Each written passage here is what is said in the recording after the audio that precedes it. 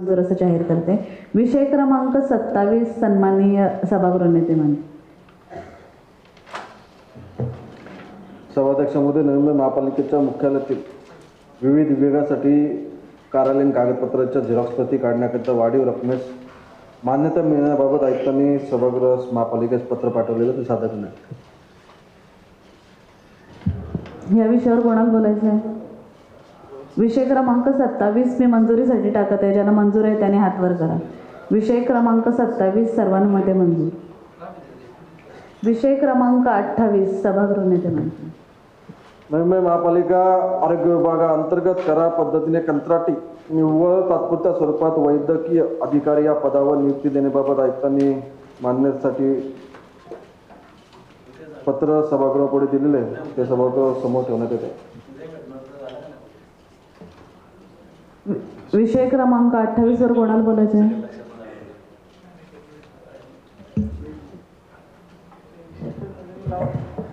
सन्माननीय सूरज पाटीलजी. सन्माननीय अशोक पाटील. सन्मान्य महापौर महोदय, सन्मान्य आयुक्त साहेब, सन्मान्य सभागृह नेते, सर्व सदस्य, या ठिकाणी विषय क्रमांक 28 यामध्ये वेतन श्रेणीसह या ठिकाणी आपण हा ठराव मांडण्यात यावा अशी मी या ठिकाणी विनंती करतो.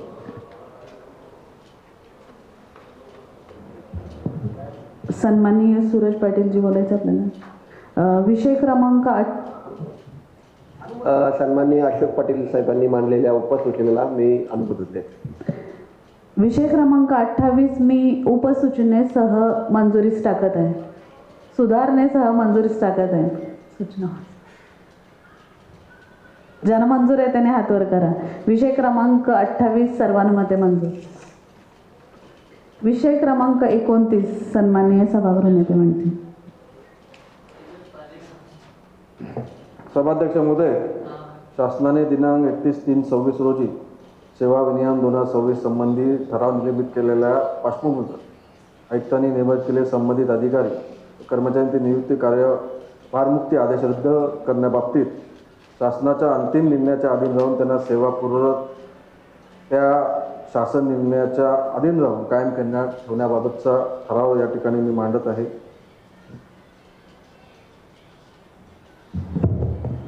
सभागृह नेत्यांनी मांडलेल्या ठरावाला मी अनुमोदन देतो.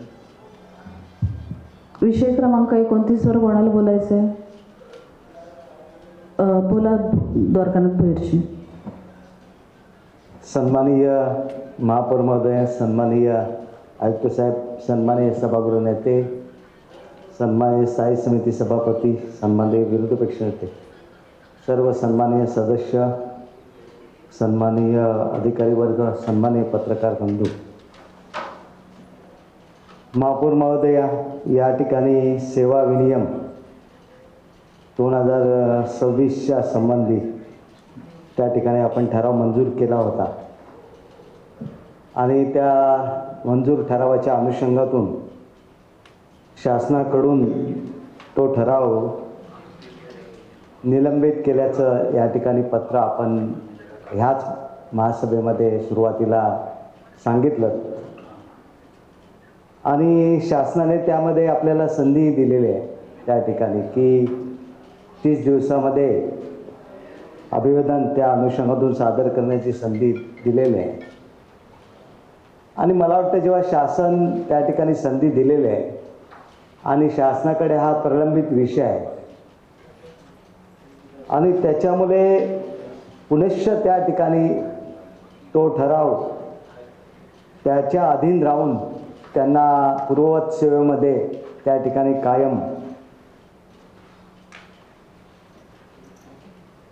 ठेवण्याकरता त्यांची सेवा समाप्ती केली नाही अशा प्रकारचा कारवाई करण्यात येऊ नये. एक तर आपण शासन निर्णयाला सुद्धा बगल देतोय त्या ठिकाणी. दुसरी गोष्ट की आपल्यावर शासनाचा अधिकार आहे. त्या अधिकारात घेतलेल्या निर्णयाला आपल्याला संधी असताना सुद्धा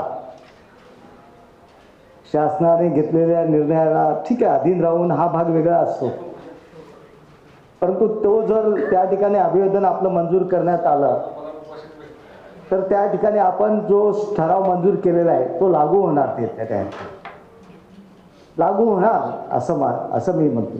पूर्वी जो केलेला आहे तो ठराव लागू होणार. त्यामुळे पुन्हा असा ठराव त्या ठिकाणी करायची गरज आहे का असं नाही. मी काय म्हणतो की शासनाने एकदा निर्णय घेतलेला निलंबनाचा, आपण ठराव मंजूर केलेला आहे, तो तात्पुरता निलंबित केलेला आहे, त्याच्यामध्ये अभिवादन सादर करणार आहोत आपण. बरं अजून आता गेलं की नाही माहिती नाही, ते आता सचिव मॅडमला माहिती असेल गेलं की नाही ते अभिवादन. आणि त्या 30 दिवसामध्ये त्याच्यावर पूर्णपणे आपल्या त्या जे काय अभिवादनाचं असेल त्याच्यावर विचारविनिमय म्हणून तो ठराव मंजुरीला आपल्याला त्या ठिकाणी परवानगी दिली की नाही दिली विखंडित झाला.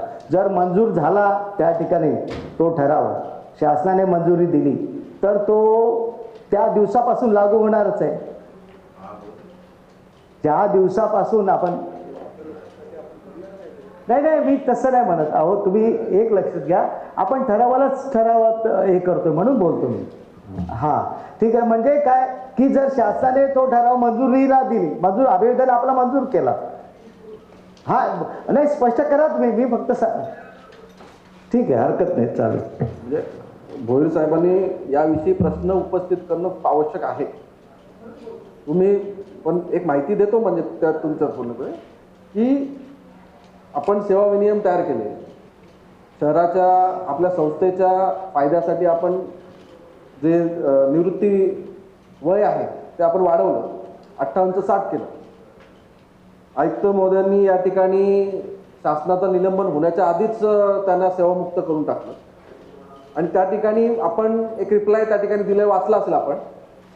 आणि त्यामध्ये रिप्लाय देताना असं सांगितलं की चुकीच्या माहितीच्या आधारावरती शासनाने तो निलंबित केलेला. निलंबित केला म्हणजे फायनल निर्णय तो होत नाही, पण निलंबित केल्याचा भुर्दंड त्या अधिकारी कर्मचाऱ्यांना भोगायला लागले. सेवानिवृत्ती झाली, सेवामुक्तता झाली त्यांची, त्यामुळे त्यांच्यावर अन्याय होतोय. जर असा निलंबित नसता झाला, त्यांनी निलंबन मागे घेतलं, यांचं रिटायरमेंट कायम राहिलं तर त्यांच्यावर अन्याय होण्यासारखं होईल.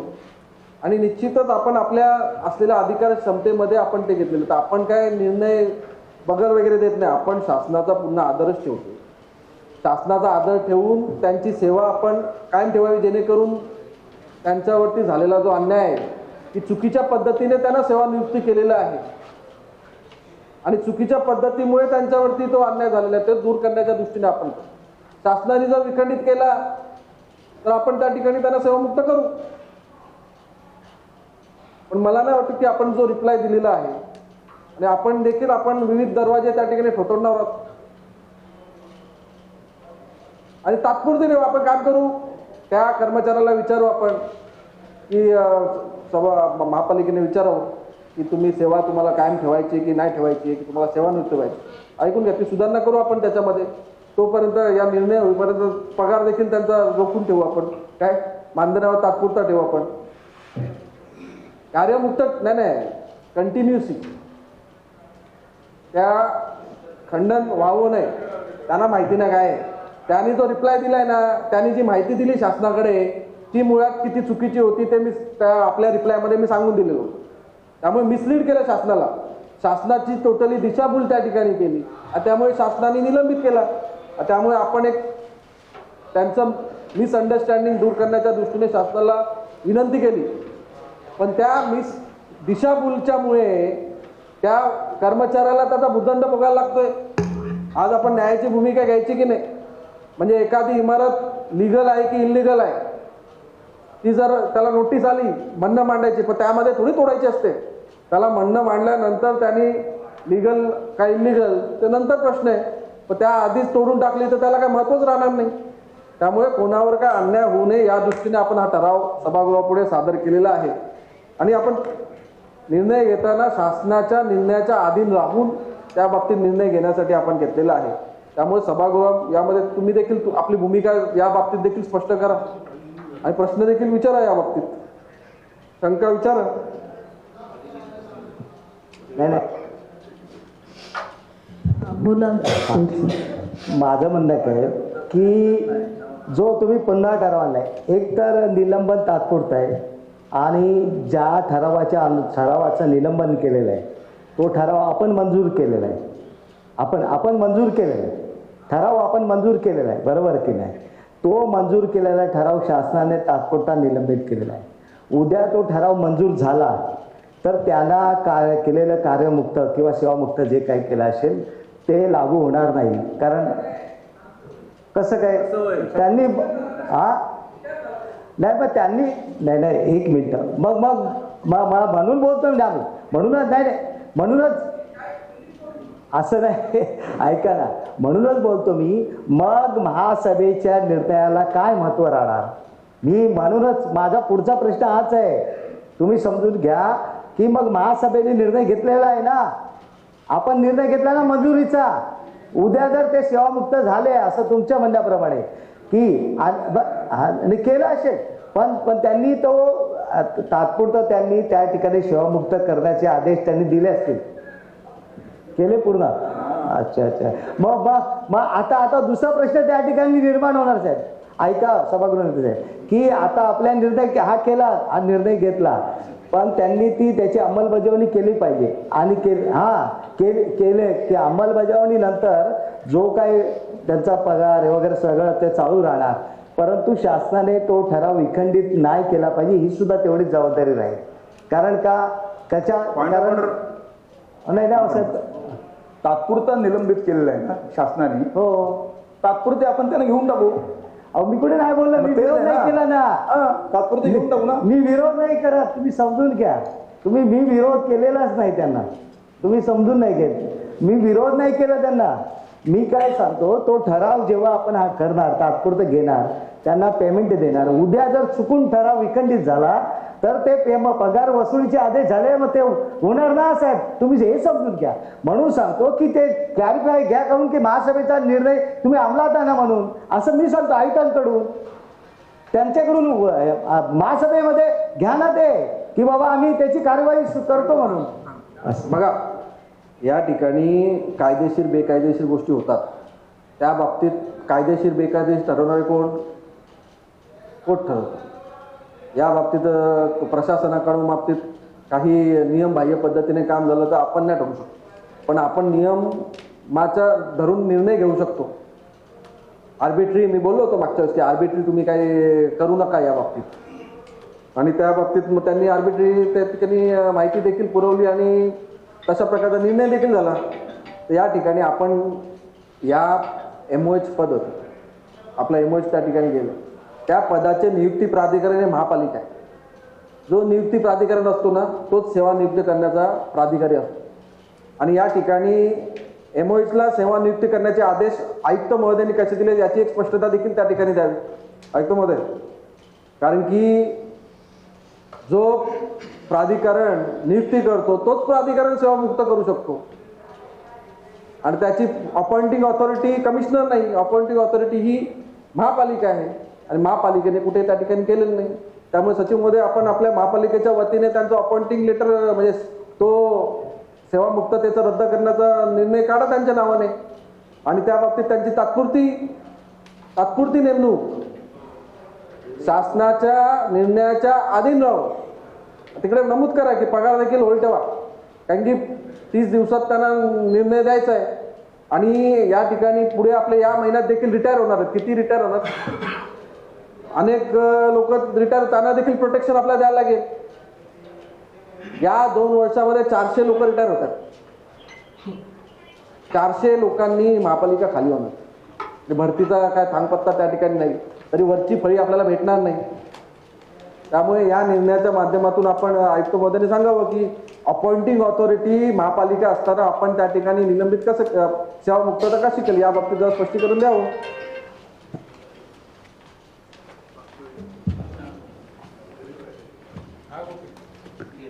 शिवराम पाटीलजी. आदरणीय महापौर महोदया, माननीय आयुक्त साहेब, सभागृह नेते, विरोधी पक्ष नेते, स्थायी समिती सभापती, हा रिव्हर्स गिअरनी पुन्हा हा प्रस्ताव सभागृहापुढे आलेला आहे. पुन्हा आला कारण 31/3/26 रोजी जो या सभागृहाने घेतलेला निर्णय तो शासनाकडून निलंबित करण्यात आलेला आहे. आता 1 महिना होईल, 10-12 दिवसामध्ये.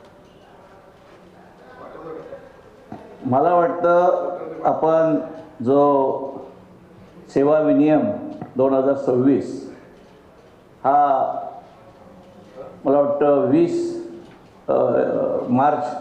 20 एप्रिल मार्चला 20 मार्चला आपण त्या ठिकाणी कायदा निर्माण केला. कायद्याची बाजू आपण भक्कम केली. विनियम म्हणजे कायदेच केले ना आपण.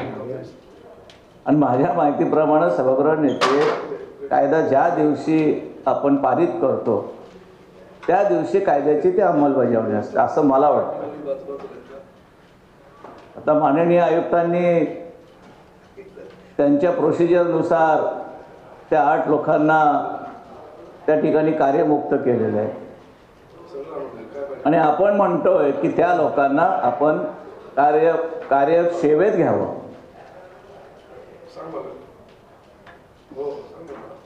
अशा प्रकारची उदाहरणं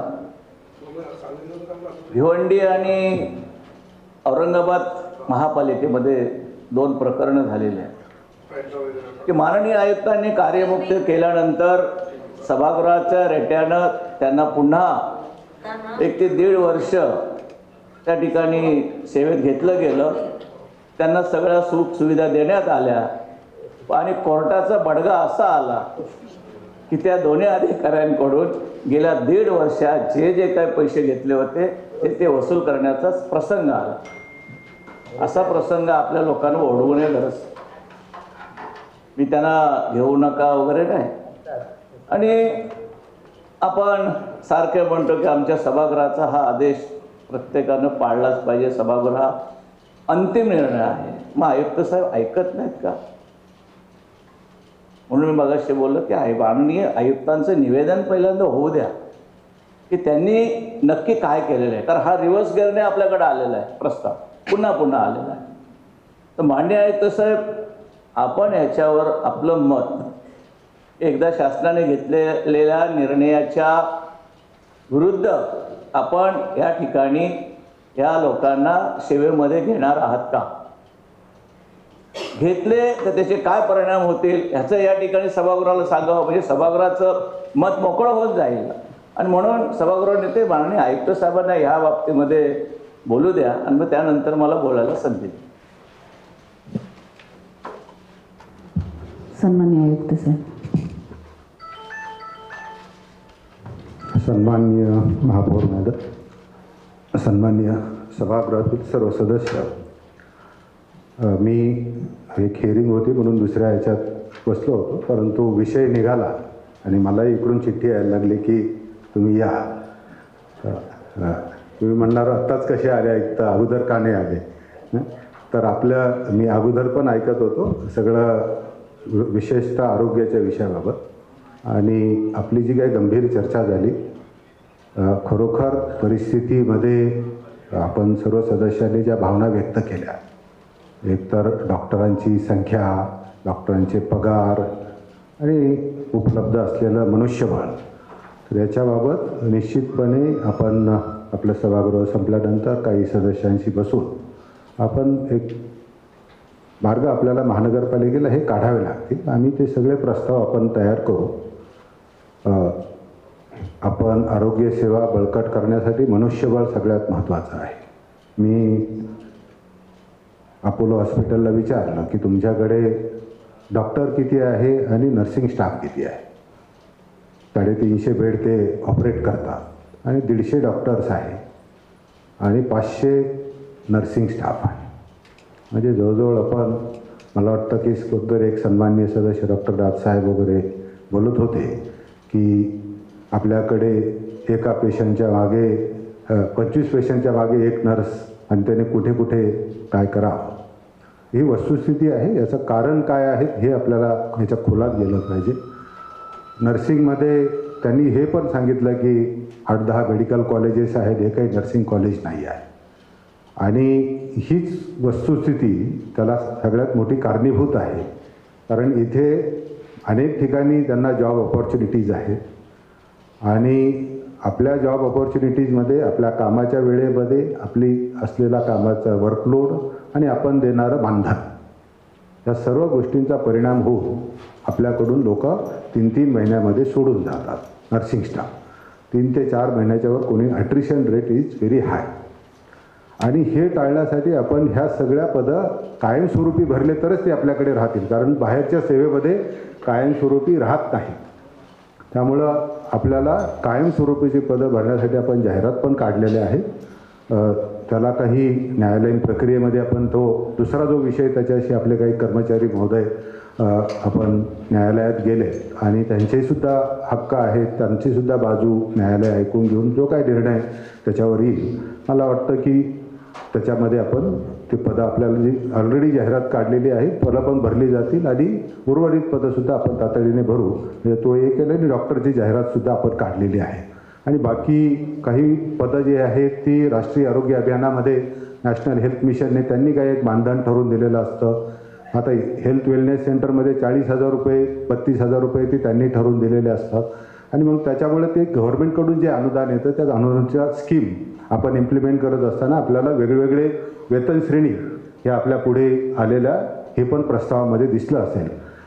माझे सहकाऱ्यांनी आपल्याला सांगत असताना काही राहून गेलं असेल तर हा प्रश्न आता राहिला. हा मुद्दा दुसरा जो आहे की आपण ज्या प्रश्नावर आपण माझ्याशी हे करत होतो, सभागृहाने असा निर्णय घेतला की आपल्याकडे सगळं जे काही वय आहे आणि हे वयाची अटमध्ये 465 आपण 2 मधल्या तरतुदीनुसार आपण हा निर्णय विनिमय तयार करू शकतो. महासभेला हा अधिकार आहे, महानगरपालिकेला हा अधिकार आहे, निश्चितपणे महानगरपालिकेला अधिकार आहे आणि महानगरपालिकेने तो निर्णय आपण घेतला.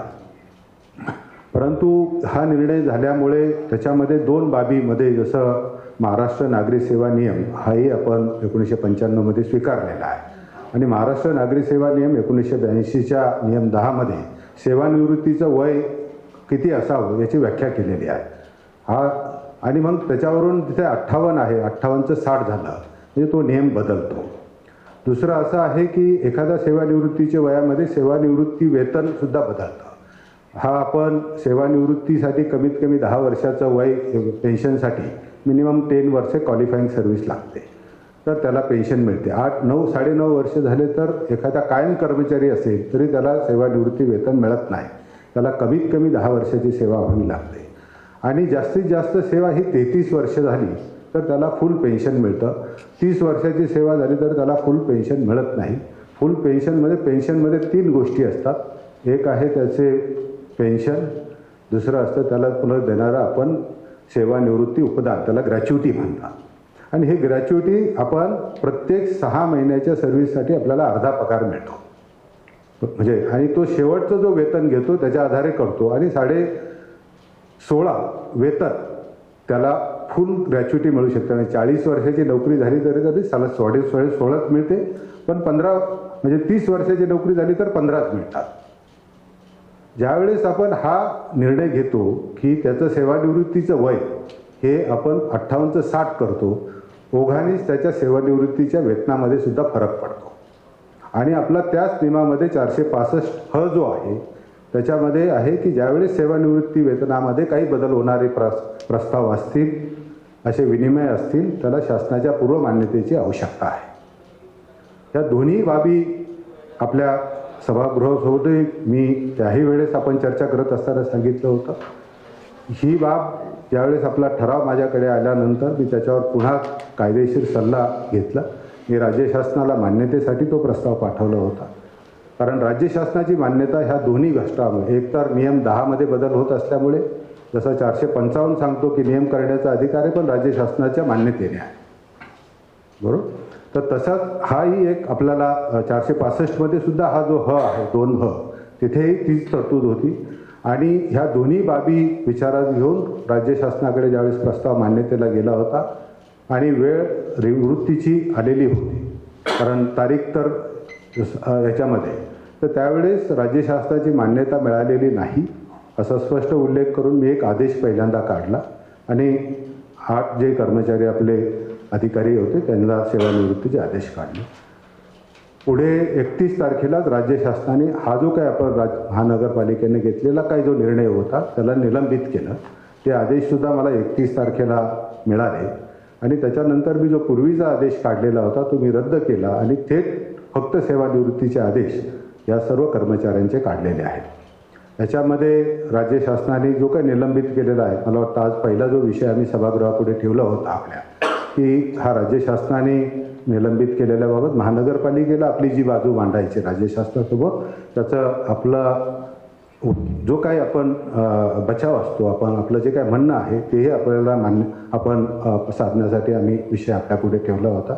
आपण राज्य शासनापुढे ह्या बाबी निश्चितपणे मांडू, आपल्या ज्या अडचणी आहेत त्या, आणि त्याच्यामध्ये बदल झाला तर जो काही ज्या तारखेला बदल होईल, ज्या तारखेला तो निर्णय लागू होईल, त्याप्रमाणे कायद्याप्रमाणे जे अपेक्षित असेल, एखादा व्यक्ती रिटायर झाला आणि खरोखर त्याला रिटायर करू शकत नसेल तर त्याला आपल्याला वेतन देऊन रजा मंजूर करून परत घ्यावं लागेल.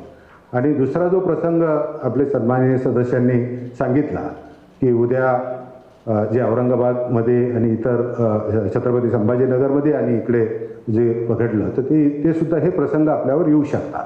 मला वाटतं की हे मी पुरेशी माहिती आपल्याला ह्या विषयाबाबत दिलेली आहे.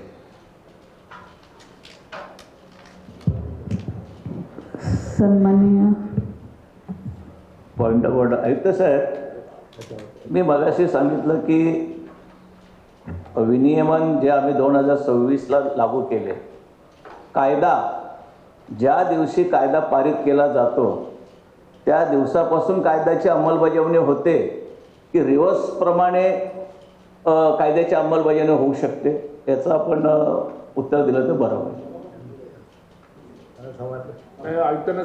प्रश्न मला आपल्याला समजला काय? कायदा ज्या दिवशी पारित होतो, मग तो महापालिका सभागृह असो, विधानसभा असो किंवा संसद असो, तर ज्या दिवशी कायदा पारित केला जाईल त्या दिवसापासून अंमलबजावणी चालू करायची असते की रिव्हर्समध्ये 10 दिवस किंवा 15 दिवस नंतरचा सुद्धा त्याच्यामध्ये सहभागी घेऊन येऊ शकतो?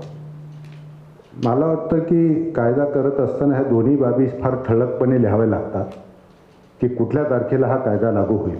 बऱ्याच वेळेस अपॉइंटेड डेट असते, बरोबर की नाही, आणि ही अपॉइंटेड डेटनुसार आपण आणि प्रत्येक कायद्यामध्ये ही अपॉइंटेड डेट, हा कायदा लागू होण्याचा कालावधी कशी असेल तो निश्चित करावा लागतो.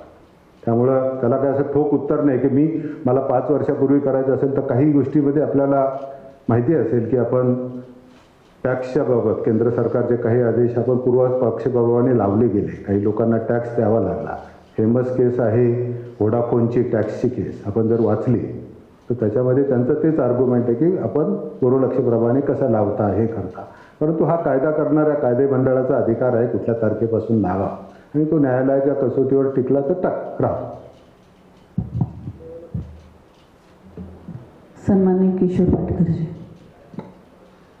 सन्माननीय महापौर साहेब, सन्माननीय उपमहापौर साहेब, सन्माननीय सर्व सदस्य. महापौर मॅडम, आता आम्ही इथे ऐकलं सागर नाईक साहेब एक माहिती देत होते सभागृह नेते, काय तो महानगरपालिकेचा अधिकार आहे, महानगरपालिकेमध्ये ठराव पास केला की आपण तत्काळ अंमलबजावणी करू शकतो, आणि दुसरी एक वेगळीच माहिती आयुक्त साहेब देत आहेत, काय ह्याचे असे रूल्स आहे असं. मग नेमकी दोघांपैकी चुकीची माहिती कोण देते? सभागृहाला कळणार कसं? सर्व नवीन नगरसेवक आलेले आहेत, दोघांपैकी एक कोणतरी चुकीचं बोलते आहे, तर ही माहिती तर आम्हाला सभागृहाला कळली पाहिजे ना.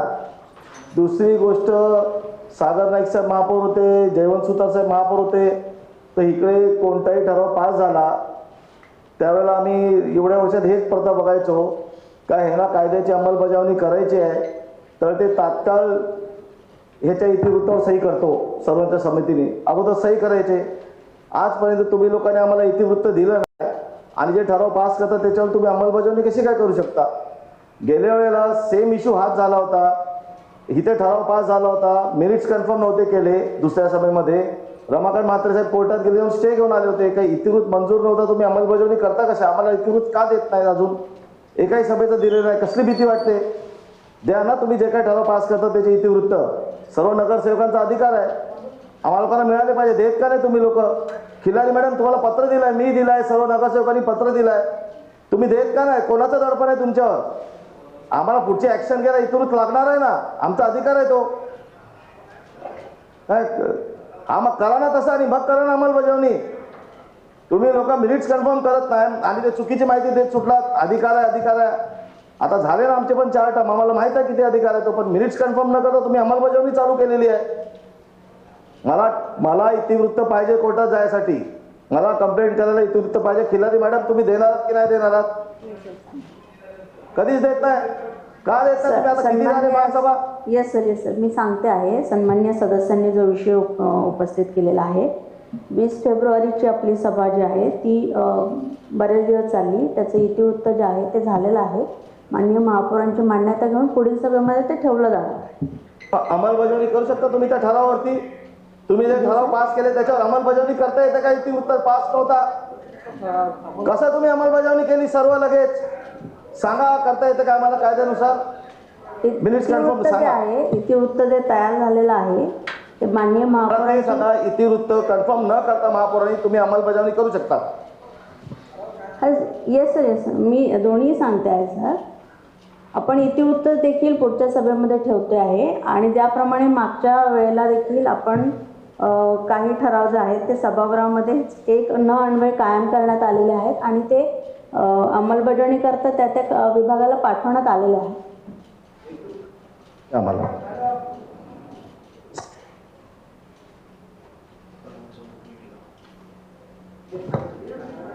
तुम्ही सांगा, तुम्ही पण विधी तंत्राच्या मागे बसलेले आहे. तुम्ही पण अर्धे विधी तंत्र झालेच असणार. महापालिकेने घेतलेला कोणताही निर्णय कार्यउत्त कायम होण्याची वाट बघितल्याशिवाय तात्काळ अंमलात आणायचा असेल तर त्या बाबतीत त्या सभेत असा निर्णय घेतला, असं त्या सभेत आयुक्तांच्या किंवा त्या बाबतीत नियुक्त केलेल्या प्राधिकरणाच्या उपस्थितीत नगरपालिका सचिवापासून असा निर्णय, तो ठराव त्या सभेत निर्णय वाचण्यात येईल. वाचा ना मग काय असं केलं एक अनुसार आपण काय करायचं? द्या ना तसे मिनिट्स आम्हाला. तुम्ही केलं समजा, मिनिट्स द्या ना आम्हाला. महापौर मिनिट कन्फर्म भले हा या सभेमध्ये हा ठराव नियमित करण्यात आला, ठीक आहे ना, पण त्याचं इतिवृत्त तर द्या. नाही ना, कोणी दिलं आतापर्यंत? कोणी दिलं? नाही दिलं. सभागृह नेते साहेब, एखाद्याच्या इतिवृत्तामध्ये दुरुस्ती करायची असेल त्याचं वाचन होणं गरजेचं असतं.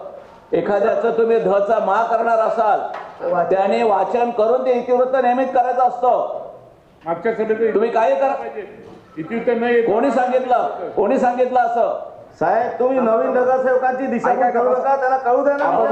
विनंती इतिवृत्त येत असतो. सन्माननीय सदस्य एकच कोणीतरी उभा राहून बोला ना. परवानगी घेऊन सर्व सदस्यांची केलं होतं का? सन्माननीय सदस्य बसा. सभाध्यक्षामध्ये ही बाब खरी आहे की कुठलाही जो निर्णय अंमलबजावणी करण्यासाठी इतिवृत्त मंजूर होणं आवश्यक आहे.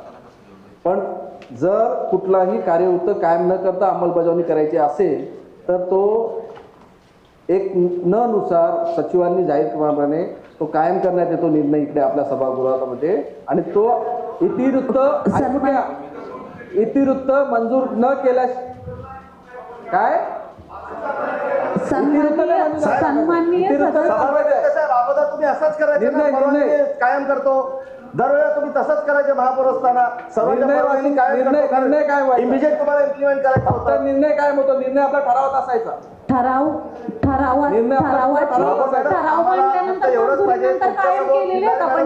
आम्ही आता 10 दिवसात 5 दिवसात देतो इतिवृत्त, काय विषय संपला. हे बघा, सचिवाकडून अशा प्रकारे वाचवलेला ठराव कायम करण्यात झाल्याचं समजण्यात येईल व पुढील सभेत कार्यवृत्त कायम होण्यापूर्वी तो अंमलात आणता येईल.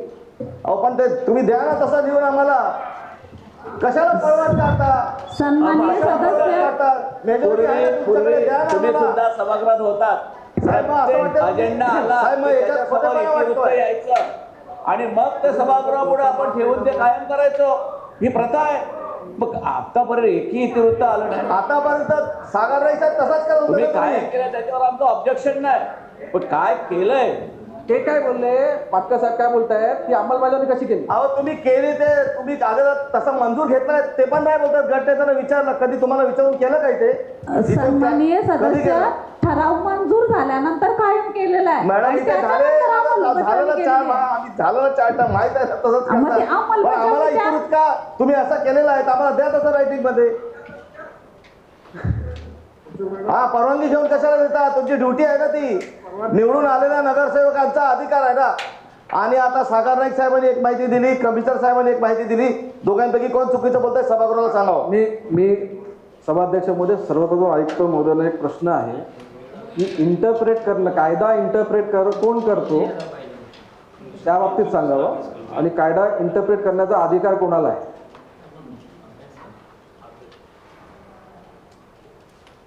इंटरप्रेट हा प्रत्येकजण करू शकतो, परंतु अंतिम अधिकार हा न्यायालय करतो. बरोबर साहेब असं नका साहेब, एक साहेब, बघा. तुम्ही दिशाभूल करू नका साहेब. इतर कोणी करू शकता. कायदेशीर इंटरप्रेट कोण करू शकतं ते बोला. बघा, आपण सुद्धा प्रत्येकजण अर्थ काढण्याचा प्रयत्न करतो. अंतिम अर्थ काढला जातला तो न्यायालय काढतात. कुठल्याही राज्य शासनाच्या कायद्याची अंमलबजावणीचा अर्थ काढण्याचा याच्यावर जे काय घटनेमध्ये दिलेले तत्व आहे त्याच्यानुसार कायदा त्या तत्वामध्ये बसतो का नाही बसतो हे प्रिन्सिपली आपल्याला हे न्यायालय करतं. 226 आपण जे घटनेचं कालम आहे त्याच्यानुसार सगळे कायदे हे आपण उच्च न्यायालयामध्ये ज्यावेळेस शासन निर्णय साहेब पण मला माझा मूळ प्रश्न इथे खोटं कोण बोलतंय, चुकीची माहिती सांगताय, तेवढा point आहे. आम्हाला सन्माननीय सदस्य, ते माहिती तर आहे. माहिती. कोणीतरी एखादं खोटं बोलतंय ना, आम्हाला सांगावं कोण खोटं बोलतंय. सभागृहात नाही, कशाला दिशाभूल करताय घडी घडी? या ठिकाणी सभाध्यक्ष महोदय, आयुक्त महोदयांनी आपल्या पद्धतीने हा कायदा इंटरप्रेट केला. या ठिकाणी कुठलाही कायदा इंटरप्रेट करण्याचा अधिकार फक्त न्यायालयाला आहे, आणि स्वतंत्ररित्या सन्माननीय आयुक्त महोदयांनी तो इंटरप्रेट केला. आणि इंटरप्रेट असा केला की त्यामध्ये जो कायदा बनवणारा आहे तो मूर्ख आहे अशा प्रकारचं त्या ठिकाणी केलेलं आहे. कारण की कायद्यामध्ये मूर्ख आहेत, हा कायदा बनवणारे मूर्ख आहेत असं आयुक्त साहेबांच्या म्हणण्याने वाटतं. साहेब असं बोलताय का तुम्ही? रेकॉर्ड वरती घ्या मग. हा, रेकॉर्ड वरती घ्या. नाही, मला बोलू द्या, पुन्हा बोलू द्या, मला पुन्हा बोलू द्या. आयुक्त मध्ये बोलू द्या. आम्हाला स्पष्ट पाहिजे कोणतरी आयुक्त महोदय, सभागृहाची माणूस दिशाभूल करतोय. सन्माननीय सदस्य, आपण पॉइंट ऑफ ऑर्डर घेऊन बोला, डायरेक्ट उठून बोलू नका. कारण की जो कायदा बनवणारा आहे त्यांनी स्वतंत्ररित्या कुठल्या कलमाला शासनाची मंजुरी हवी आहे आणि कुठल्या कलमाला शासनाची मंजुरी आवश्यकता नाही ते नमूद केलेलं आहे. आयसोलेटेड पद्धतीने, स्वतंत्र पद्धतीने कायदा बनवणारा बोलतोय फक्त ह असेल तर तुम्ही राज्य शासनाच्या मंजुरीला या, आणि ग असेल तर तुम्ही राज्य शासनाच्या मंजुरीला येऊ नका. पण इथे आयुक्त महोदयांनी इंटरप्रेट केलं नाही. ग मध्ये निर्णय घेतला तर ह ट्रिगर होतो, त्यामुळे ग मध्ये निर्णय घेताना देखील शासनाच्या मंजुरीची आवश्यकता लागेल. निवृत्ती वेतन ही अमाऊंट ठरत नाही, निवृत्ती वेतनचा फॉर्म्युला असतो. फॉर्म्युलामध्ये बदल केला तर ह ट्रिगर होणार आहे. आणि कायदा बनवणाऱ्याने सोप्या पद्धतीने बनवलं की फक्त निवृत्ती वेतनाच्या बाबतीत जर कुठला फॉर्म्युला तुम्ही बदलत असाल तर तुम्ही शासनाच्या मंजुरीसाठी या. पण कर्मचाऱ्यांच्या सेवाचे त्या ठिकाणी विनियम करायचे असतील तर त्या ठिकाणी तुम्ही स्वतः निर्णय घ्या. प्रथमदर्शी अजून की त्या ठिकाणी राज्य शासनाच्या मंजुरीला महापालिकेने पाठवायचं. आयुक्त प्राधिकरणाने त्या ठिकाणी शासनाच्या मंजुरीला पाठवायचं नाहीये. जर आम्हाला मंजुरी हवी असती तर आम्ही महापालिका म्हणून पाठवली असतं.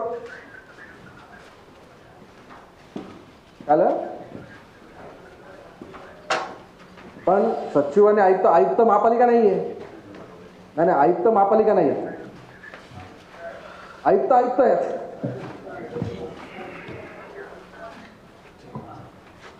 नाही, ऐकून घ्या. पॉइंट ऑफ ऑर्डर कुठला नियम तोडला ते सांगा मला बोलायचं. पॉइंट ऑफ ऑर्डर साहेब, बघ, सिटी इंजिनियर पण महापालिकाच आहे. नाही, सिटी इंजिनियर पण महानगरपालिकाचा आहे, मला माहित आहे. सभागृह बाकीच्यांना सांगा, मला माहित आहे. मग एन्फोर्समेंट डिपार्टमेंटचा हेड पण महानगरपालिका आहे, म्हणून आयुक्त आहेत ना तिकडे. तुम्ही बोलता आयुक्तांनी कशी पाठवली, म्हणजे आम्ही घेतले काय 42,000 रुपये? महापालिकेने घेतले काय ते? मला सांगा ना, मला माहित आहे सिटी इंजिनियर पण सभागृहच आहे, मला माहित आहे बरोबर. सभागृहच असते सिटी इंजिनियर, मला माहित आहे. हे सर्व झालेले आहेत आमच्यावर केसेस. आपलाच अधिकार आहे. मग एन्फोर्समेंट डिपार्टमेंटचा हेड पण आपणच आहोत काय? तुम्हाला ते कळणार नाही सूरज पाटील साहेब, थोडे डोळे उघडून बघाल तर समजेल. कमिशनरला क्लास गेलाय. नाही मग सांगा ना तुम्ही, ते कशाला त्यांनी पाठवलं पत्र तिकडे? आपला अधिकार आहे तर त्यांनी कसं पाठवलं कमिशनर साहेबांनी? मग कमिशनर साहेब सांगा तुम्ही, अधिकार आहे की नाही? नाही सांगा ना मग, अधिकार आहे की नाही? ऐकतो माझा अधिकार पाठवण्याचा. मग कसा पाठवला? मग कसा पाठवला? कमिशनरचा अधिकार काय नाही सांगा कमिशनर साहेब, आम्हाला माहिती पाहिजे नवीन नगरसेवकाला. बोला. महापौर महोदया, या ठिकाणी आयुक्त साहेबांनी कसा पाठवला मला हे कळत आहे. ठीक आहे, निर्णय प्रक्रिया, निर्णय बॉडी ही महासभा आहे, परंतु त्याचा अंमलबजावणी, त्याचा कार्यकारी अधिकार आपण आयुक्तांना देत असतो. थांबा माझं पूर्ण होऊ द्या, जरा माझं पूर्ण होऊ द्या. तुम्ही अंमलबजावणी करण्याचा अधिकार कोणाकडे देतो आपण? माननीय आयुक्तांना. बरं, त्या कायद्यामध्ये काय लिहिलं आहे? कार्यकारी अधिकार त्या ठिकाणी कोणाकडे असतो? माननीय आयुक्त साहेबांकडे असतो. सचिवांना तो अधिकार आहे का? कुठल्याही कायद्यामध्ये सांगावं सचिवांना तो अधिकार आहे? नाही. त्या ठिकाणी ठीक आहे, तो महापालिकेच्या वतीने काय पत्रावर करेल ते करतील, परंतु जेव्हा इम्प्लिमेंटेशनची वेळ येते तेव्हा तो कार्यकारी अधिकाऱ्याच्या अनुषंगातून ते सत्यता त्याची पाहणं हे त्यांचं काम आहे. आणि त्याच्यामुळे त्याला शासनाची मान्यता आहे. त्यांनी पाठवलं शासनाकडे. मान्यता नसेल तर शासनाने सांगितलं असतं ना, आमची मान्यता नाही आला, तुम्ही मंजूर. मग त्या ठिकाणी झालं असतं ना, त्यांनी झालं असतं ना, सांगितलं असतं ना. पण त्या ठिकाणी मध्ये जो काय सभागृह नेते साहेब, थोडंसं आपण याच्यामध्ये जास्त मध्ये जेव्हा सेवानिवृत्तीच्या अनुषंगाने तर त्याचा इफेक्ट त्याच्या मुलाबाळांपासून सर्वांपासून येत होतो त्याच्यावर, बरोबर की नाही? तो इफेक्ट येतो, त्याच्या सेवानिवृत्तीचा तो इफेक्ट येतो. त्यामुळे सेवामुक्त करायचं नाही करायचं, त्यांनी तो शासनाकडे जेव्हा तो ठराव पाठवला, शासनाने निलंबित केला, त्यानुसार त्यांनी सेवामुक्त. आपलं म्हणणं काय? आमच्या ठरावानुसार पुन्हा त्यांना पूर्ववत घ्यावं. आपलं ते करायचं आहे ना. आपले आता आपण अभिवादन सादर केलेलं आहे, हे उत्तर हो की नाही? हो असेल तर त्यांना करावं लागेल, आपण करायला लावू. पण याच्यामध्ये वाद करून काय उपयोग? आपण कार्यकारी अधिकार दिला तो निश्चित त्यांचा आहे, आपण किती डिनाय करू शकत नाही. तो हे सभागृहाने ध्यानात घ्यावं. अनाटाई सभागृहाला पण कळलं पाहिजे, त्यांचा अधिकार आहे, कार्यकारी अधिकार म्हणून दिलेला आहे आपण त्यांना. आणि शासनाने त्याच करता त्यांना हे केलेलं आहे तिथे. त्याचं आयुक्त म्हणून कशावर पाठवलं असतं त्यांना? नसतं ना, असं नाही ना. काय आपण किस सगळ्या गोष्टी. होय साहेब, कार्यकारी अधिकार आयुक्तांचे मी कुठे नाकारतच नाहीये. अंमलबजावणी अधिकार आयुक्तांचे नाहीयेत, मी नाकारतच नाहीये.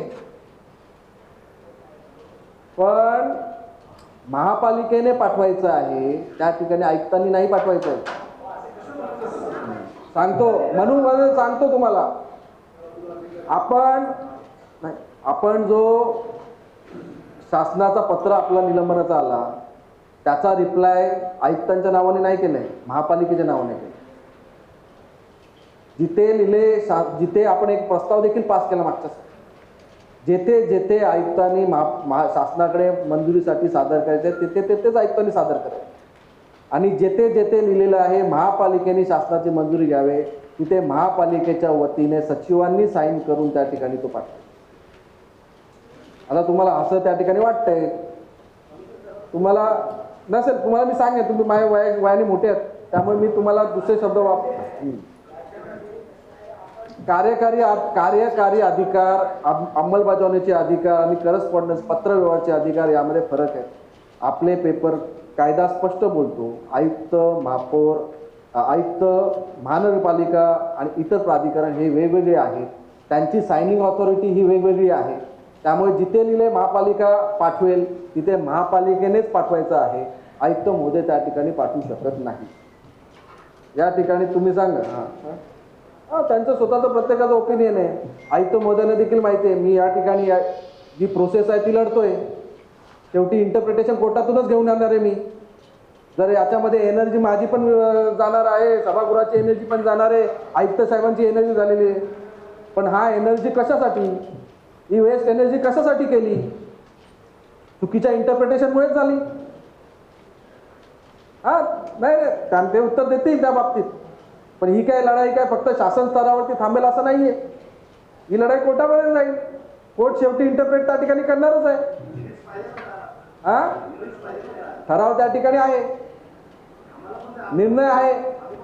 हा बघा, मिनिट्स जे जे कायम नसतील, कायम झालेले विषय असतील त्यासाठी तुम्ही ठराव घ्या, जे कायम नसतील झाले त्यासाठी तुम्ही मिनिट्स घ्या.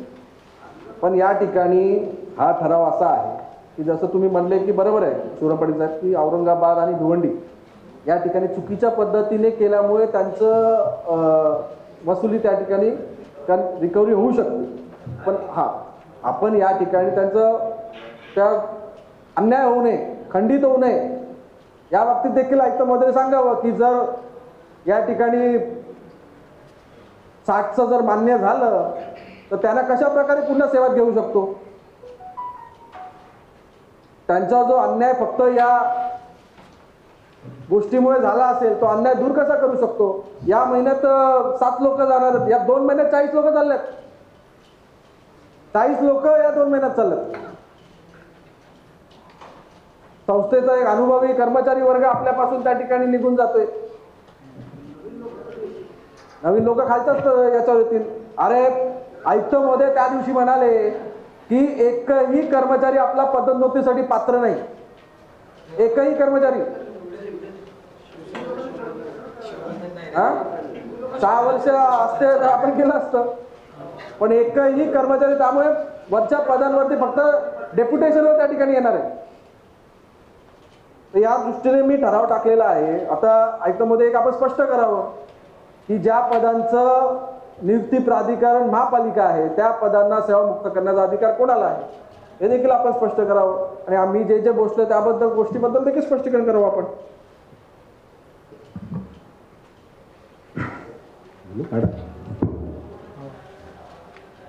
बोला सर.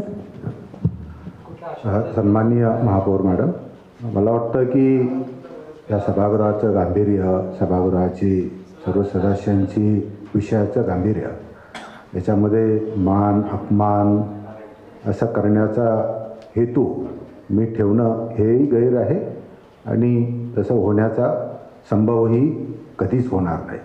त्यामुळं मी सर्व सदस्यांना हे नम्रपणे सांगतो की कोणी कुणाचं आपण क्षमता काढणे किंवा कुणाला समजत नाही हा काढणे.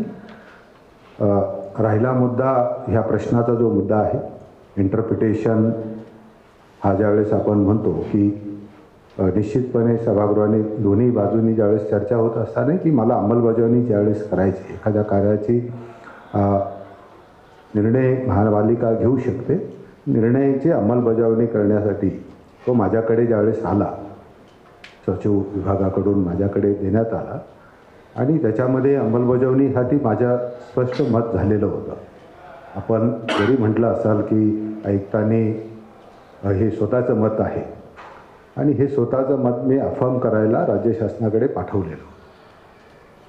त्याला कायदेशीर मी आपल्या राज्याचे महाअधिवक्ता जे आहेत त्यांचं मतसुद्धा त्याच्यावर मी घेतलं होतं.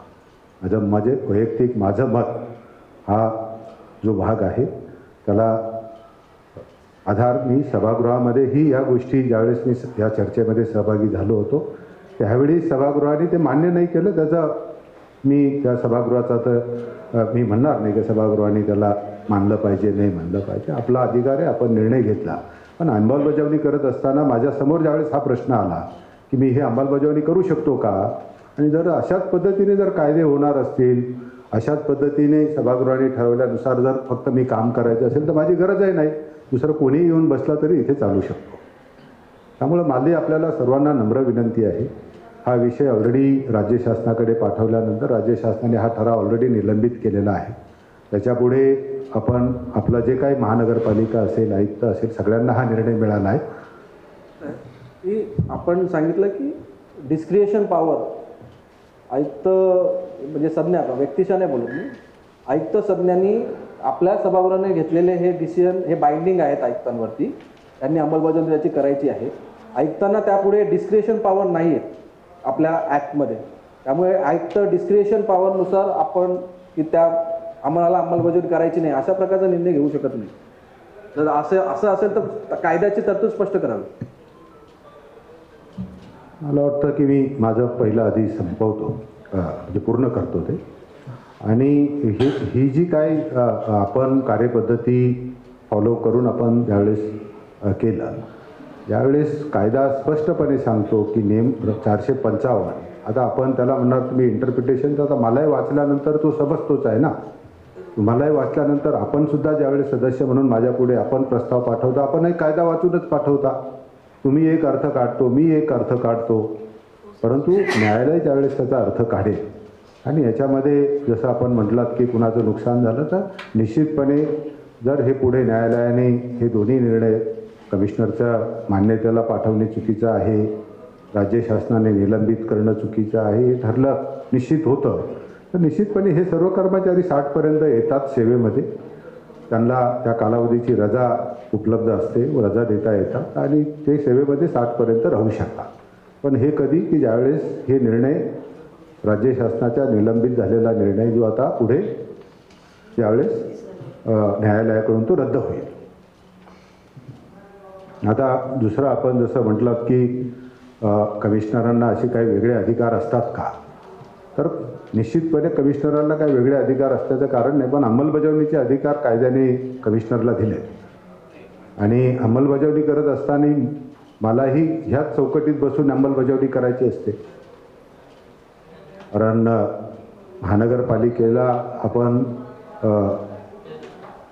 जी काही कार्यपद्धती आहे, हा जो नियम आहे, आम्ही त्याही वेळेस सांगितलं होतं नियम 1 पासून नियम जे आपले 465-67 पर्यंत जे सगळे नियम आहेत, हे सगळेच नियम हा सगळा विषय म्हणून आपली जी काही स्कीम आहे महानगरपालिका कशा रन होतील याच्याबाबतच्या सर्व तरतुदी याच्यामध्ये येतात आणि ह्या इंटरडिपेंडंट असतात. प्रत्येक कायद्यामध्ये मी आपल्याला मागे पण एकदा सांगितलं होतं की घटनेच्या कलम 45मध्ये पूर्वी शिक्षणाचा अधिकार होता, राज्य शासनाची जबाबदारी आहे, परंतु कालांतराने शिक्षण हा जगण्याचा मूलभूत अधिकार आहे आणि तुम्हाला लाईव्हलीहूड जे आहे, राईट टू लाईव्हलीहूड हा आपल्या कलम आर्टिकल 21मध्ये आहे.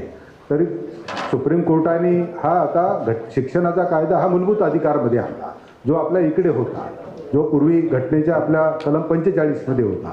त्यामुळे आपल्याला हे लक्षात घेतलं पाहिजे की ही काही इव्हॉल्विंग प्रोसेस असते, एक काही स्टॅग्नंट प्रोसेस नाही की ही झालं म्हणजे एवढंच आहे, याच्या पुढे काहीच नाही आहे.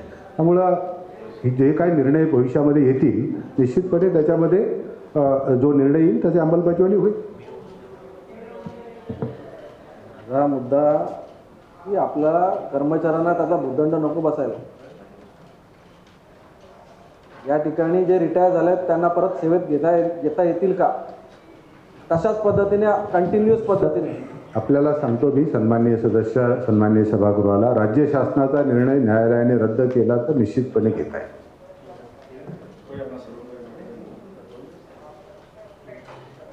एक कलम आपण स्पष्ट करावा फक्त की अंमलबजावणी अधिकार आपले आहेत, डिस्क्रिएशन पॉवर अंमलबजावणी न करण्याचे आपले आहेत, हे आम्हाला स्पष्ट कलम अन्वय सांगा. डिस्क्रिशनरी पॉवर मी कुठे वापरलेलेच नाही, मी अंमलबजावणीचेच अधिकार वापरले. मला एक लक्षात घेतलं पाहिजे आपल्याला की मी आपल्याला खूप नम्रपणे या सभागृहाला सांगतो, सभागृहाला जर असं वाटत असेल की आम्ही जसं म्हटलं तोच कायदा आहे, तर मला वाटतं की मग ह्या सगळ्या संस्थांची गरजच नाही. पार्लमेंट जो कायदा करतो तोही सुप्रीम कोर्टामध्ये चॅलेंज होतो, सुप्रीम कोर्ट तो रद्द करतो. विधानसभा जे एखादा कायदा करते तेही हायकोर्टमध्ये जातात, हायकोर्टमध्ये रद्द होतात. प्रत्येक संस्थेला कुणीतरी आहे ना बघणार. आणि ज्यावेळेस तिथे स्पष्टपणे कायद्यामध्ये लिहिलेलं आहे की राज्य महानगरपालिकेने केलेला पॉइंट ऑफ ऑर्डर आयुक्तमध्ये तुमचं म्हणणं बरोबर आहे, कोण ना कोण संस्था आहे, शासनाने निलंबित केला त्यांना आम्ही प्रॉपरली रिप्लाय त्या ठिकाणी करतोय. महापालिकेच्या वरती शासन आहे आणि शासनानंतर जर काय विषय असेल तर कोर्ट आहे, पण आयुक्त महोदयांनी अंमलबजावणी स्वच्छेनुसार करू नये हे चुकीच्या बाबतीत तुम्ही सांगताय. आयुक्त या ठिकाणी अंमलबजावणी अधिकारी आहेत. महापालिका जे निर्णय घेते त्याची अंमलबजावणी आयुक्तांनी करायची आणि त्यामध्ये स्वेच्छेने काही खोडा घालू नये अशाच प्रकारचं ऍक्टमध्ये तरतूद आहे. जरा काही चुकीचं महापालिका करत असेल तर शासन त्या ठिकाणी निर्णय घेईल. या ठिकाणी आपण मंजुरीस पाठवलं पण शासनाने नामंजूर करून नाही पाठवला तो विषय. शासनाकडे ऑप्शन होता की तो नामंजूर करून 58 ठेवायचं, पण माहिती होतं शासनाला पण कळालं की यामध्ये मंजुरीची आवश्यकता नव्हती आणि त्यामुळे त्यांनी शासनाने नामंजूर करण्याच्या ऐवजी तो ठराव निलंबित करण्याचा निर्णय घेतला. कारण की शासनाला देखील माहिती होतं की महापालिकेने घेतलेला जो निर्णय होता तो इफेक्टमध्ये होता. त्यामुळे आपल्यामध्ये वाद व्हावा, सभागृह आणि कमिशनरमध्ये वाद व्हावा अशा प्रकारची बाब आम्हाला करायची नाही. पण कायदा स्पष्टपणे म्हणतो की या ठिकाणी बनवलेला जो निर्णय घेतलेला आहे तो बाइंडिंग आहे प्रशासनावरती अंमलबजावणी करण्यासाठी. जर त्याला कोण थांबवू शकतो तर तो 451 खाली फक्त राज्य शासन त्या ठिकाणी किंवा कोर्ट त्या ठिकाणी थांबवू शकतो अंमलबजावणीसाठी. आपण स्वेच्छेनुसार त्यामध्ये अंमलबजावणीसाठी खोडा त्या ठिकाणी टाकू शकत नाही. जर मी चुकीचं असेल तर मला कायद्याच्या तरतुदीनुसार खोडण्यात यावं अशी विनंती. मला वाटतं की याच्यावर आपण किती चर्चा करायची आपण सन्माननीय सभागृहाने ठरवलं पाहिजे. ज्यावेळेस एखाद्या कायदा महानगरपालिकेला मी स्पष्टपणे सांगितलं होतं, माझं मत जे आहे, मी त्यावेळेस चर्चा चालली होती त्यावेळेस की याच्यामध्ये आपण नियम तयार होतो, नियमामध्ये बदल होतो आणि हा नियमामध्ये बदल झाला तर राज्य शासनाच्या मान्यतेशिवाय इम्प्लिमेंट होत नाही. मी हा नियम महानगरपालिकेने केलेला नियम कायदा ठराव रद्द करावा आणि मी त्याची अंमलबजावणी करत नाही अशा स्वरूपाचा काय मी प्रस्ताव गव्हर्नमेंटला पाठवलेला नाही. मी प्रस्ताव गव्हर्नमेंटला काय पाठवला आहे की हा गव्हर्नमेंटला की याला नियमामध्ये आमचा बदल होत असल्यामुळे ह्या कलमान्वये राज्य शासनाने मान्यता द्यावी. राज्य शासनाने तो निलंबित केला, तो राज्य शासनाने कशाच्या आधारे निलंबित केला हे मला माहीत नाही. बरोबर की नाही. आपण ज्यावेळेस आपल्याला बाजू मांडायची आहे त्यावेळेस हे प्रश्न तिथे आपण मांडू निश्चितपणे. आणि जसं सन्माननीय गटनेते आपले सभागृह नेते सांगतात की बाबा राज्य शासनाला हे माहिती होतं की त्याला मंजुरीची गरज नाही किंवा याला हे नाही, तर मला वाटतं की त्यांनी मला परतही पाठवू शकले असते ना एका ओळीने की याची आम्हाला आमच्या गणनेची गरज नाही, महानगरपालिका सक्षम आहे, तो इम्प्लिमेंट झाला असता. तर मला नाही तो भाग आपण मला वाटतं की इथे न चर्चा केलेला बरा आणि मीही उत्तर देण्याचं माझा त्याच्याशी संबंध पोचत नाही. भगतजी बोला. सन्माननीय महापौर, सन्माननीय आयुक्त साहेब, सन्माननीय सभागृह, खरं तर सेवा विनिमय लागू करण्यासंदर्भात 31 मार्चला ज्यावेळेस आपल्याकडे हा विषय आला त्या दरम्यान सभागृहाने निर्णय घेतलेला होता सेवा विनिमय करण्यासाठी आणि सभागृहाच्या माध्यमातून सचिव मॅडमने आयुक्त साहेबांकडे पाठवल्यानंतर शासनाकडे सभागृहाने घेतलेला निर्णय हा शासनाकडे पाठवायला पाहिजे होता. त्यामध्ये स्वतः आयुक्त साहेबांनी त्या ठिकाणी त्यांचा अधिकार वापरून अंमलबजावणी करण्यासाठी शासनाकडे सभागृहाने घेतलेला निर्णय तुम्हाला पाठवायचा होता. तुम्ही त्यामध्ये स्वतःचं ओपिनियन त्यामध्ये टाकलेलं होतं का? आणि ओपिनियन टाकत असताना त्या ठिकाणी तुम्ही बाकी महानगरपालिकेचा पेन्शनचा आधार त्या ठिकाणी घेतलेला होता का? आणि हे आधार घेऊन तुम्ही निगेटिव्ह रिपोर्ट शासनाकडे पाठवल्यानंतर तो निगेटिव्हच येणार होता. जर समजा त्या ठिकाणी सभागृहाने घेतलेला निर्णय आपण जर शासनाकडे पाठवला असता अंमलबजावणीसाठी कदाचित 58-60 होऊन आला असतं आणि तुम्ही त्या ठिकाणी विनाकारण त्या ठिकाणी आपलं स्वतःचं ओपिनियन त्या ठिकाणी टाकलं. आपण विषयांतर करून निगेटिव्ह प्रस्ताव पाठवला, हे केलं. मला वाटतं माझं पत्र आपल्याला सर्वांना ते माहिती करता मी आज आणलेलं नाही माझ्याजवळ, पण निश्चितपणे सर्व सदस्यांना पाठवेल मी की जो मी प्रस्ताव राज्य शासनाला पाठवला आणि त्याच्यामध्ये नकारात्मक शब्द आपण सर्व सन्माननीय सदस्यांनी महानगरपालिकेमध्ये ऑलरेडी नकारात्मक आणि होतं. एक लक्षात घेतलं पाहिजे सन्माननीय सदस्य महोदय, आपण जबाबदारीने माझ्याशी बोलतात, मी आयुक्त म्हणून मी आपल्याला जबाबदारीने काही उत्तरं देतो. सभागृहामध्ये त्याचं तुम्ही ज्या गोष्टी आपण बोलतात मला याच्यामध्ये आपल्याशी वेळ व्यर्थ घालण्यामध्ये अर्थ नाही. ह्या सर्व प्रक्रियेमध्ये मी आपल्याला ज्यावेळेस सांगितलं की मी जे पत्र आहे ते मी सर्वांना उपलब्ध करून देतो, सन्माननीय सभागृहाने ठरवावं. नकारार्थी पाठवलंय. नाही ऐकतो मध्ये आपण बोलता वेळ व्यर्थ घालवायचा नाही. इथे सभागृहाला देखील आम्हाला शॉक नाही पडला वेळ घालवायचा. या ठिकाणी आपण जर पाठवलंच नसतं तर त्या ठिकाणी जो 60 होतं तो कायम चालू राहिला असता. जर ज्यांना कोणाला प्रॉब्लेम असता तो कोर्टात गेला असता तर त्या ठिकाणी आपण बघितलं असतं इंटरप्रिटेशनचा भाग. या ठिकाणी आपल्या कायद्यामध्ये स्पष्टपणे तरतुदी आहे की कुठल्या कुठल्या बाबतीत तुम्ही शासनाला कॉन्टॅक्ट करायचे, की शासनाची मंजुरी त्या ठिकाणी घ्यायची. या ठिकाणी स्पष्टपणे सांगितलेलं आहे. असेल तर महापालिकेने शासनाकडून मंजूर करून घ्यायचं आहे. महापालिका म्हणजे महापालिका आहे. आयुक्त ही संज्ञा महापालिका नाहीये. आयुक्तांनी कुठल्या कुठल्या बाबतीत पत्रव्यवहार करायचं ते कायद्यामध्ये नमूद आहे. त्यामुळे जिथे नियम आहे पद्धतीने आम्हाला देखील कळतो, आम्ही देखील वाचले. फक्त काही गोष्टी लादणं हे त्या ठिकाणी चुकीचं आहे. काही प्रथा त्या ठिकाणी आहेत, त्या चुकीच्या पद्धतीने कायद्याला बगल देऊन केलेल्या असतील तर ते आम्हाला खोडणं गरजेचं आहे. या माध्यमातून मंजुरीसाठी सादर करण्याचा अधिकार हा आयुक्त या संज्ञेला नव्हता. तरी देखील आपण तो मंजुरीसाठी पाठवला. कलमामध्ये त्या ठिकाणी तरतूद नसताना देखील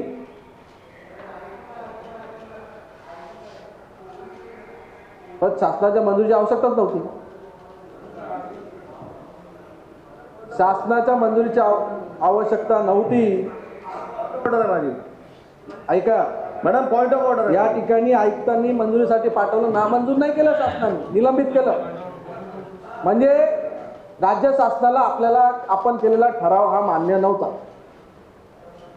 राज्य शासनाला आपण 58 चे 60 केलेलं हे मान्य नव्हतं. त्यामुळे आपण केलेला ठराव हा त्याने विखंडित करण्याची प्रक्रिया त्या ठिकाणी चालू केली.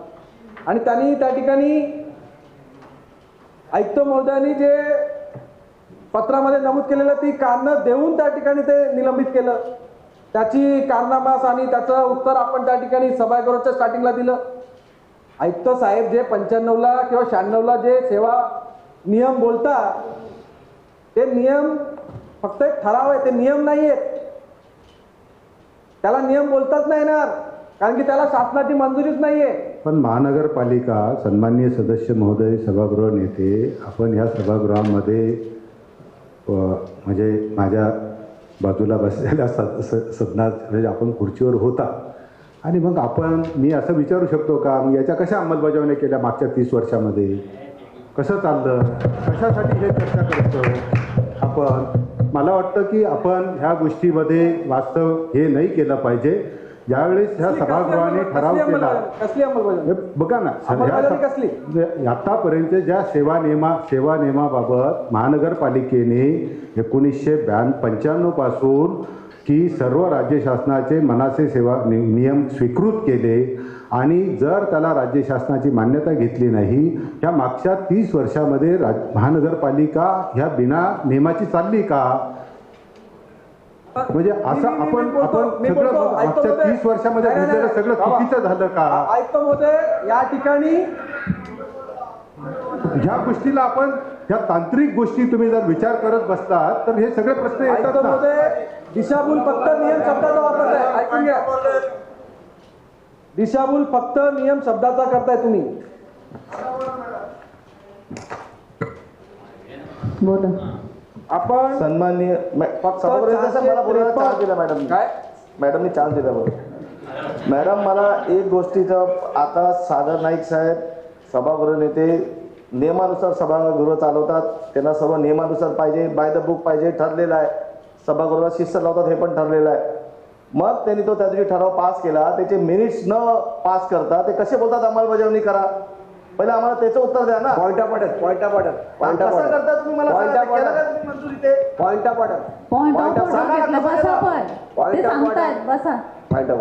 काय होतं, वारंवार ते मगापासून बोलतात. त्यांना नियम वाचून दाखवला नसेल, सभागृहात एक तर उपस्थित नसतात. उपस्थित नसल्यास सभागृहात काय घडलंय ते आपल्याला माहीत नसेल तर माहिती घ्यावी. नियम वाचून दाखवला, सगळं कायम केलंय, सगळ्यांच्या पुढ्यात कायम करून मंजूर केलाय आणि कायम केलेला ठराव तिथं आहे. कायम केलेल्या ह्याला इतिवृत्ताची गरज लागत नाही. अंमलबजावणी त्या दिवसापासून त्या क्षणापासून लागू होतं. देत अरे ते देतात बोलले. पत्र लिहिलं मी. परत परत तो विषय घेऊ नका. पुढचा बोला. साहेब यांच्याकडे दोनदा गेलो काय मला मिनिट्स द्या, मलाच कोर्टात जायचं आहे, मला त्याच्यावर मिनिट्स का नाही देत, माझा अधिकार आहे. मिनिट्स मिळणं हा सभागृहाचा सार्वभौम अधिकार आहे. ऐका आहे की नाही? सांगतो सर्व सदस्यांचा सांगतो तुम्हाला सारखे सारखे तुम्ही बोलता, त्याला नियम नाही. मला बोलू द्या, माझी पॉईंट ऑफ ऑर्डर होती. मला एक सांगा, तुम्ही मगाचपासून बोलताय की आयुक्तांनी असं केलं, आयुक्तांनी तसं केलं, म्हणजे सभागृहाने उद्या ठराव पास केला काय ताजमहल तोडून टाका, मग आयुक्त साहेबांकडे जाणार, मग आयुक्त साहेब काय तसं पाठवतील तिकडे ठराव? त्याला फिल्टर करायचा अधिकार आहे ना? काय ह्या लोकांनी असं केलेलं आहे ना? तर मग नियम वाचून दाखवा आम्हाला. तुम्ही तरी दाखवा ना, तरी दाखवा ना, दोघीपैकी एकानी दाखवा ना. मग आम्हाला कळत नाही ना, कोणतरी दिशाभूल करताय साहेब, घडी घडी कोणतरी करताय दोघांपैकी. दोघे बोलता तुम्ही तुम्हाला अधिकार आहे, ते बोलतात तुम्हाला अधिकार आहे. आम्हाला माहिती मिळणं गरजेचं आहे. बघा आयुक्तामध्ये आपण फक्त शब्दामध्ये खेळ चाललाय. नियम शब्दामध्ये 30 वर्षा अगोदर जे पास केले होते तो एक ठराव म्हणून पास झाला होता. जर विनियम अस्तित्वात नसतील तर ठराव तो मान्य करायचा. 453 आणि 453 खाली बनवणारे नियमच नियम म्हणून गणले जातात. बाकी फक्त तो शब्द आहे. त्यामुळे आपण जो नमूद केलेला नियम होता तो या नियमाशी कनेक्टेड नव्हता. 465 खाली आपण विनियम तयार केलेले आहेत.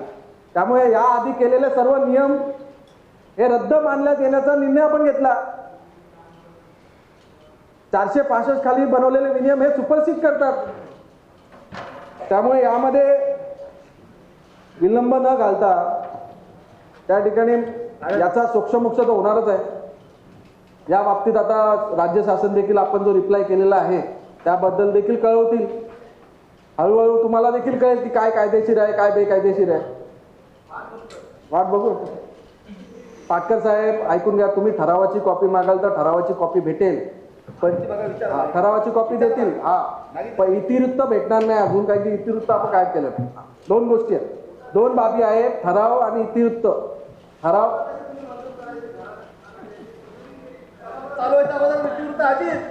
त्याचा कालावधी हो देतील ना, का नाही देणार. या ठिकाणी फक्त आता कच्चं नाही, कच्चं करायचं, परफेक्ट विचित्र पाहिजे ना.